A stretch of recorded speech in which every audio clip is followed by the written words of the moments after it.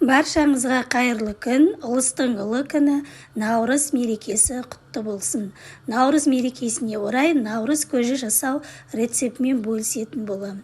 Ол үшін бізге айран, тұз, күріш, жүгері, ноқат және маш, сонымен бірге қысымен сүрленген біздің етіміз қажет болады.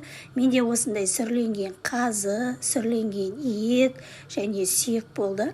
Алдымен еттерімізді жақсылап, жуып, тазалап, кейінге ыдысымызға толтырып су құйып, етімізді қайнататын боламыз.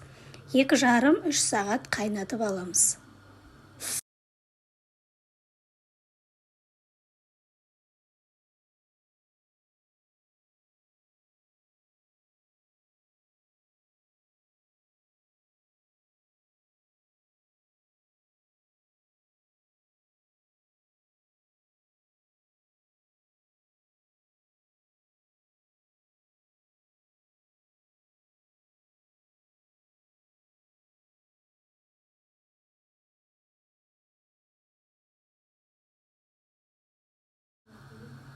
Міне біздің етіміз қайнап шықты.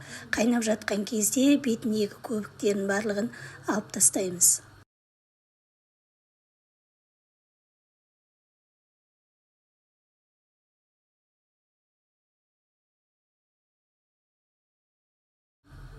Етіміз пісіп болды. Енді барлық етімізді осылай сүзіп алатын боламыз. Енді менде сүйектің майы шыққандықтан сорпаның бетіндегі майларын сәл сүзіп алдым. Енді осы қайнап тұрған сорпамызға алдын ала жібітіп дайындап қойған ноқатымызды саламыз.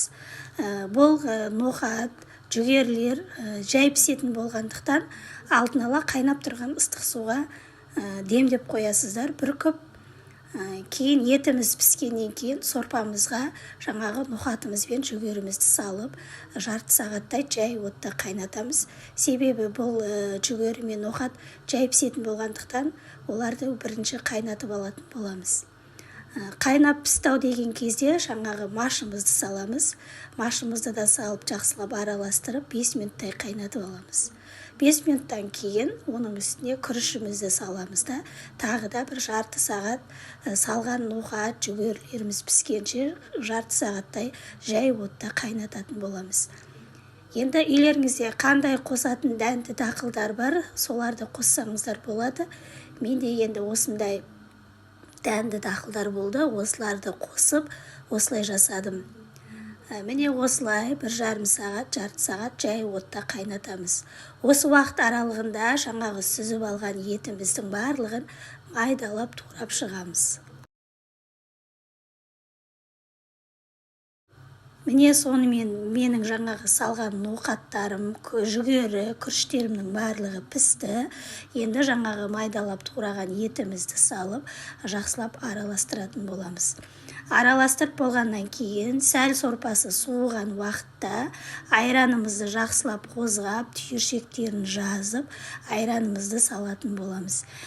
Егер айран болмаса, құртты да езіп салуға болады. Кейбір басқа жақтағы өңірлерде осылай айранның орнына құртты езіп салып жатады. Міне осылай айранымызды салғаннан кейін барлығын бір тегіс етіп араластырамыз. Сонымен біздің Наурыз көжеміз дайын болды. Қазір оны сіздермен бірге ыдысымызға құйып дәмін көретін боламыз.